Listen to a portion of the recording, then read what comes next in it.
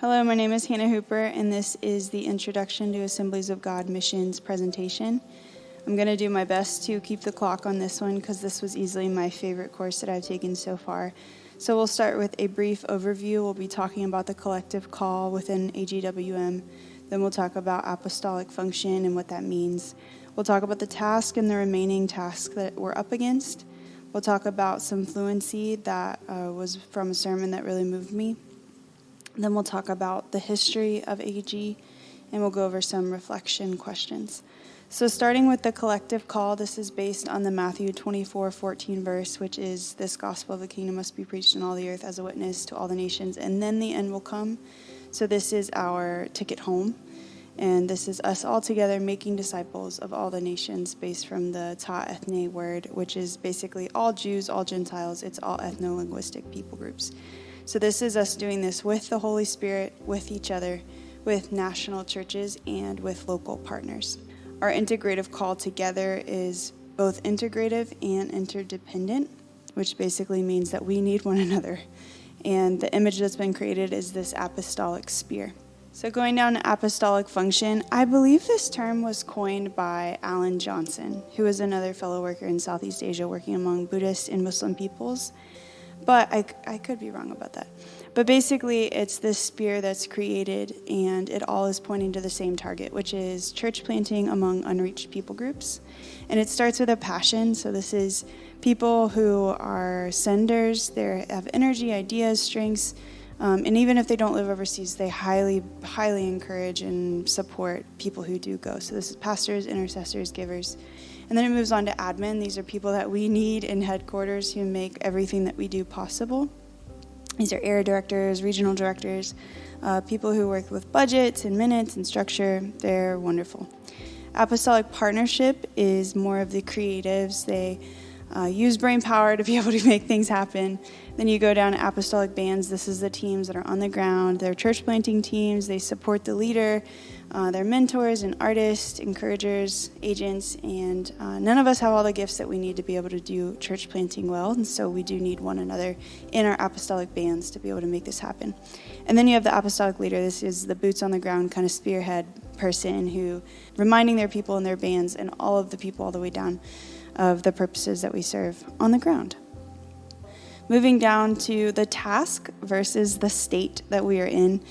Of missionaries throughout the world, we've got about 1 out of 1,800 Christians that become missionaries, and 25% of those are in the reached world, 72% are in the Christian world, and then we've got 3% who are in the unreached world. Of AGWM, about 26% of the workers within AGWM who go overseas or grow cross-culturally are in countries that are considered the least reached. Within Asia Pacific, I'm a little biased to Asia Pacific, so I wanted to talk about that a bit. 95% of the population does not know Jesus, so there's about 948 million people within Asia Pacific, 377 missionaries and associates throughout all of Asia Pacific among 948 million people. It's predominantly Buddhist and Muslim, and we call them the never reached because some of these areas have never in 2,000 years of Jesus living and dying and being resurrected have ever heard the gospel. So they are never reached people groups. Moving down to fluency, this was from a sermon that I really appreciated by Brad Booser, I believe is how you pronounce his name. These are some of the top convictions that he talked about, which as a cross-cultural worker myself, they resonated pretty deeply and convicted me pretty deeply. So I just wanted to highlight them for a second. Language mastery, he talked a lot about how you really can't speak the gospel effectively without mastering the language, and I couldn't agree more. It's very difficult to have deep conversations when you're working among people where the idea of Christianity has never even entered their worldview. To be able to talk about these topics requires high levels of language, and so it's something that we have to work towards all of our lives. Technology addiction. Oh man, this convicted me so deeply because it's so true. Whenever you're overwhelmed by language, your brain is exhausted, or you're dealing with all kinds of cultural adjustments, it's so easy to check out and go back to your friends back home, go back to your family back home, and avoid those hard moments. But if you really are willing to embrace the loneliness and culturally immerse yourself into where you are, that's how you become effective, and that's ultimately how you dig roots and plant yourself where maybe you most naturally do not feel that you fit. but I believe that that's what it takes to be able to be effective in our context. Moving down to some history, we've got the Azusa Street Revival. Following that revival, 5 ministers made the call to Hot Springs, and then the 300 leaders gathered, and the AG was birthed. Then you've got the General Council's beginning, where AG committed to be the greatest evangelism movement that the world has ever seen. And you've got some foreign missionaries starting to carve out missions in the AG. You've got Smith Wigglesworth, who's traveling as an evangelist. You've got H.C. Ball and Juan Lugo, who start with the Hispanic population, which is now 20% of AG, which is incredible. You've got Lillian Trasher, who was the first woman foreign missionary and started a great orphanage. You've got Chi Alpha in 1953, which is reaching all kinds of campuses now, even non-AG ones. You've got Evangel University beginning in 1955, which is offering higher education for pastors and ministers.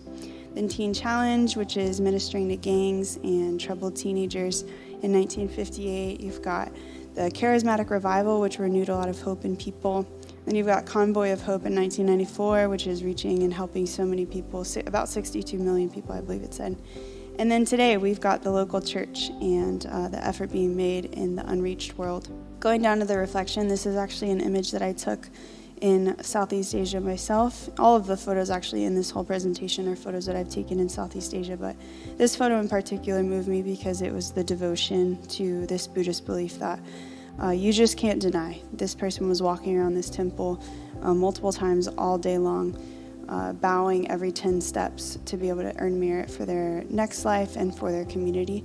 And so looking at the reflection questions, it asks, what is the much that you've been given? And this is based on the verse of, to whom much is given, much is required. This is a question that has really haunted me, haunted me in the best way, throughout my pursuit of missions, and then also understanding what God has called me to, knowing that I have been given much, even just the ability to read and write is much in our world today. So to whom much is given, much is required. What have I been given? And then what will I do with it? What will you do with it? So I'm asking the listener to reflect on what God has put in their hands. You've listened to all the sermons, you've watched listened to all the podcasts, sang all the songs, read all the books, gone to all the conferences. You have all this knowledge and all this awareness, and God is asking you, what are you going to do with it?